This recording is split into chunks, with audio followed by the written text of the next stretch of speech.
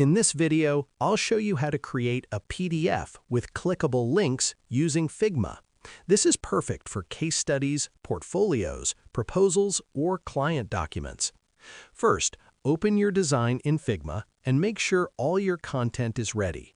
Add text, buttons, or icons wherever you want clickable links to appear in the final PDF. Next, select the text or element you want to make clickable. In the top toolbar, click the link icon or press Ctrl or Command plus K. Paste the URL you want to link to, such as a website, Google Drive file, or another page. Repeat this for all required links. Once your links are set, go to the right-hand panel, scroll down to Export, and choose PDF as the format. Make sure the correct frame or page is selected, then click Export. After exporting, open the PDF and test the links. You'll see that every linked element is now fully clickable. That's it. You've successfully created a clickable PDF using Figma. No plugins needed.